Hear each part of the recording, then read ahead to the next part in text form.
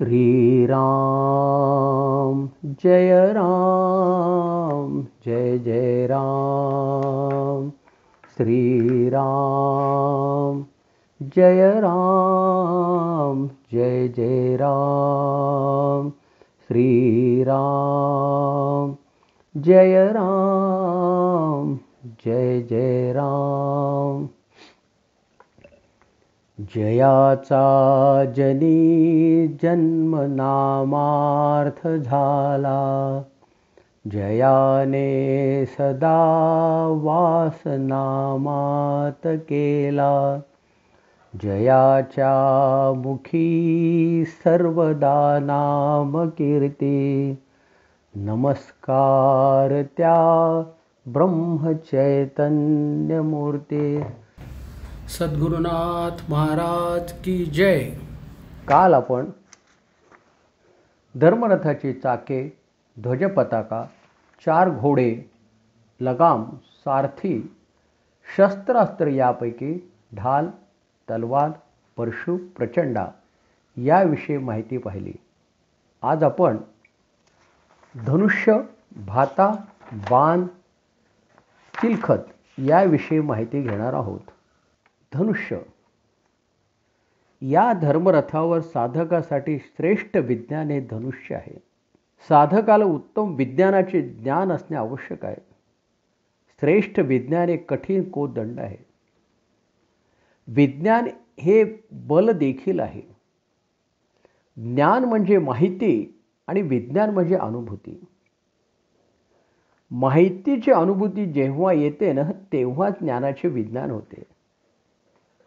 ज्ञान हे परोक्ष ज्ञान आहे, तर विज्ञान हे अपरोक्ष ज्ञान आहे। अध्यात्म हे अपरोक्ष ज्ञान आहे।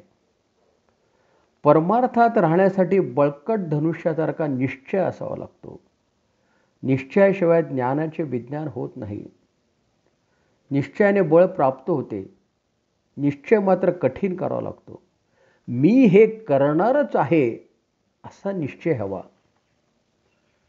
आणि बरं का, माझे मीपण हे ज्ञानातून विज्ञानाकडे जाण्याचा मोठा अडथळा आहे। भाता या धर्मरथावर साधकासाठी अमल, अचल, निश्चल मन म्हणजेच भाता आहे। मन, चित्त हे नेहमी शुद्ध असावे। मन हे अतिशय सूक्ष्म असे इंद्रिय आहे। ते कधीच कोणाला दिसत नाही आणि कोणाला कळत पण नाही। मन हे अतिशय चंचल आहे। आता इथे असेल तर काही क्षणात ते तिथे असेल, त्याचा आपल्याला काही अंदाजच येत नाही। आणि बरं का, मन हे अमल, अचल आणि निश्चल असायला हवे। मनामुळे जशी प्रगती होती तशीच अधोगती पण होते। सद्यस्थिती सांगायचे झाले तर कोणाचेच मन स्थिर नाही। सगळं जीवन अस्थिर झालेलं आहे। दुसऱ्याच्या हितासाठी आपण जोपर्यंत तयार होत नाही तोपर्यंत मन निर्मल होत नाही। रामायणातील कौशल्या ही निर्मल मनाची आहे, तर सुमित्रा निश्चल मनाची आहे।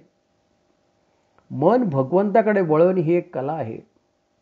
मन रामापायी लावले की ते आपोआप निर्मळ आणि निश्चल होऊन जाते। मनाला आलेले चंचलता पण निघून जाईल। रामदास स्वामी मनोबोधातून हे सांगतात की चंचल मन हे रामापायी लावा। बाण या धर्मरथावर यम, नियम हे बाण आहेत। यम, नियम, आसन, प्राणायाम, प्रत्याहार, धारणा, ध्यान, समाधी हे अष्टांग योग आहेत। धर्मरथावरील बाण म्हणजेच यम, नियम खालीलप्रमाणे आहेत। यम अहिंसा, सत्य, अस्तेय, ब्रह्मचर्य व अपरिग्रह। नियम शौच, संतोष, तप, स्वाध्याय, ईश्वर प्रणिधान। अहिंसा आपल्या वाणीने लोकांचे मन दुखावणे ही एक प्रकारची हिंसाच आहे। आपले मन ईश्वराची विभूती आहे, तिला जपायला हवं। लोकांचे मन दुखवताना आपण धनुष्य, प्रत्यंचा आणि बाणाचा उपयोग करतो। म्हणजेच आपले ओठ हे धनुष्य आहे, जीभ ही प्रत्यंचा आहे, तर शब्द हे बाण आहेत। सत्य नेहमी सत्यच बोलावे, सत्याची साथ द्यावी, सत्याचा नेहमी विजय होतो. सत्यामुळे त्रास होतो, पण सत्य कधीच हरत नाही. अस्तेय, कधीही चोरी न करणे, मग ती पुस्तकाची असेल, आवश्यक कागदपत्राची असेल किंवा कोणाच्या विचारांची देखील असेल, पण चोरी करू नये. ब्रह्मचर्य, परमार्थात ब्रह्मचर्य हे आवश्यक आहे. ठराविक वयानंतर ब्रह्मचर्य आचरणात आणावे. अपरिग्रहातून अस्तेय येते आणि मग अस्त्यापासून सत्य निसटते. चिलखत, या धर्मरथावर साधकासाठी विप्र गुरुपूजा हे चिलखत आहे. परमार्थाच्या साधकाला विप्र गुरुपूजेनंतर हे कवच प्राप्त होते. गुरुचे ध्यान जप करायला हवे. गुरुप्रती शरणागती असायला हवी.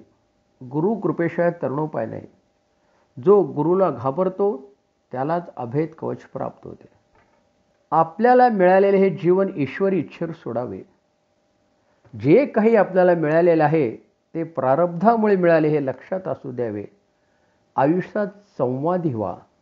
विसंवाद होणार नाही याची काळजी घ्या. आनंदी राहा. धर्मरथावर आरूढ झाल्यानंतर आपले सर्व लक्ष आत्मस्वरूपाच्या भेटीकडे लावावे. या रथावर असताना एक महत्त्वाची गोष्ट सर्वांनी लक्षात ठेवावी, ती ही की जगाला सांगायला आणि समजवायला जाऊ नका. त्यांच्यात किंचितही सुधारणा करण्याचा प्रयत्न करू नका. काय होतं माहिती का, या सगळ्या गोंधळात आपली आत्मकल्याणाची गाडी सुटून जाते आणि मग कितीही पळालात ना तरी त्या गाडीत प्रवेश मिळत नाही. गाडी फलाटावर उभी असताना त्यात शांततेने, समाधानाने, आनंदाने आपली जागा धरा. परमेश्वराने प्रत्येक वेळी आपली जागा आरक्षित करून ठेवलेली असते. स्वतःच्या अंतरंगातील नीतीचा विचार करावा.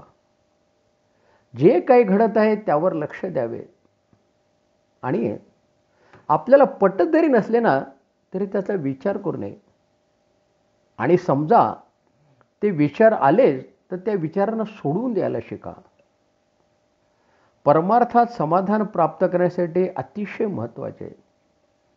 रोजच्या जीवनातील कामना, वासना हे अनितीचे कारण आहे.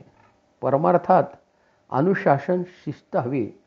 त्याशिवाय धर्मरथ प्राप्त होत नाही. धर्म हा संतांच्या आचरणातून व चरित्रातून कळतो. नित्य नेमाने आपण नामस्मरण करतो त्यावेळी रामाची मूर्ती आपल्या नजरेसमोर आणावी. धनुष्य बाणाने युक्त असलेला राम आपल्याला दिसायलाच हवा. मनोनिग्रहाने राम प्राप्त होतो. प्रपंच होत असतो हो, पण परमार्थ हा करावा लागतो. माझ्या अंतरंगातील रामाने मला जे काही दिले आहेत ते मला या जीवनात मनापासून सांभाळायचे आहे असा निर्धार करावा. समाधान, आनंद यांना सोबत घेऊनच परमार्थ करावा. धर्मरथावर असलेल्या सर्व आवश्यक बाबी, शस्त्र, अस्त्र याचा जर आपल्या जीवनात उपयोग केला तर या आयुष्याच्या रणांगणावर लढाईसाठी आपल्यासमोर कोणी उभेच राहणार नाही हे नक्कीच. जानकी जीवन स्मरण. जय जय राम. सीताराम राम राम, राजा राम राम राम. सीताराम राम राम, राजा राम राम राम. सीताराम राम राम, राजा राम राम राम. सीताराम राम राम, राजा राम राम राम.